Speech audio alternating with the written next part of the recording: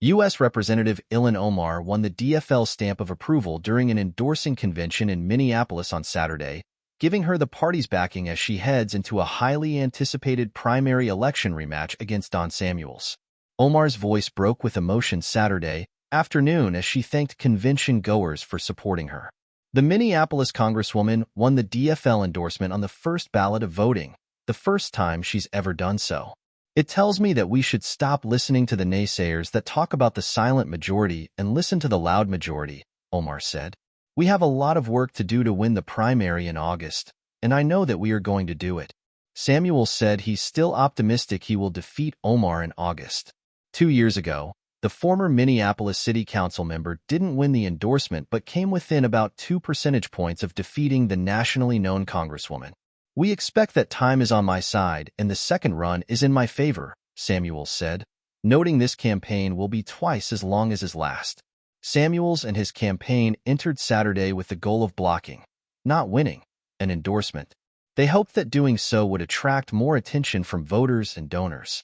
The upcoming rematch between Omar and Samuels is expected to be one of the most closely watched Democratic primary elections in the country.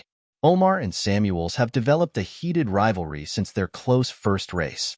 Dozens of campaign signs bearing the two candidates' names were planted in the ground outside South High School in Minneapolis on Saturday, where hundreds of DFLers gathered for the convention. Inside a crowded auditorium, Omar told the crowd that, "We have changed the arc of what is possible," during her time in Congress. She said mainstream Democrats are now embracing ideas she's long championed, such as student debt cancellation and concern for Palestinian human rights. "My promise to you was to have your back, and I will forever keep that promise," Omar said, before exiting the stage as scores of her supporters trailed behind chanting, "Ilhan." Samuels touted himself as a leader who can bring people together during divisive times. He suggested that Omar is among a current political class that champion a segment of the population and alienate the rest. "That can't happen anymore," Samuels said to cheers from his supporters. He added that many Americans have stopped speaking to family members or friends because of politics. "There's an exhausted majority looking for a new kind of leadership that's just tired of the drama." Two lesser-known Democrats, Air Force veteran Tim Peterson and attorney Sarah Gadd, are also running. Peterson and his supporters were at the convention early while Gadd's campaign had no presence. Peterson, a South High School graduate, described himself as a proud Hubert H. Humphrey Democrat. He told the Star Tribune he's worried about the direction of the Democratic Party, particularly in Minneapolis, where he said, "The extreme left wants to silence people with political violence." Peterson said he was committed to ensuring the defeat of Omar, whom he believes has only inflamed political tensions in the district. "She's put fuel on the fire and watched it burn."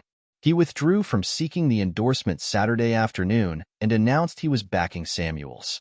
The winner of the August primary between Omar and Samuels will almost certainly be elected in November to represent Minnesota's reliably blue 5th Congressional District, which covers Minneapolis and nearby suburbs. Omar has maintained a fundraising lead over Samuels, pulling in nearly $1.7 million in the first quarter of this year to his $400,000. The Congresswoman has said this election will not be as competitive as the last. Omar said her attention was divided in the last election and that it's squarely on Samuels this time around. An outspoken critic of Israel and advocate for a ceasefire in Gaza, Omar believes she's on the right side of an issue that many of her constituents deeply care about. Her supporters hung up signs inside South High School bearing the message, "Ilhan for ceasefire." The conflict in Gaza was top of mind for Lexi Kernaya, a 25-year-old convention delegate alternate who's backing Omar. She said she appreciates the Congresswoman's long-standing advocacy for Palestinians. "I personally believe that Israel is perpetrating a genocide against the Palestinians in Gaza, and that genocide is being funded with American tax dollars," Kernaya said. Kernaya was among a group of young people who hoped to speak with Omar about the war in Gaza on Saturday. They wanted to pressure Omar to retract her endorsement of President Joe Biden, whom they believe has enabled Israel's actions. "It's really important to us that whoever she endorses for president espouses the same views on human rights as she does," Kernaya said. "Right now, we see a little bit of a disconnect between her encouragement of a ceasefire and her endorsement of Joe Biden." Samuels has argued that Omar is a polarizing figure in her district.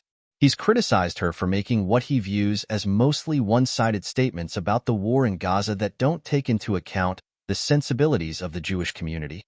After hammering Omar 2 years ago for supporting a failed ballot amendment to replace the Minneapolis Police Department, Samuels has shifted his criticism toward her more relevant stance on Israel.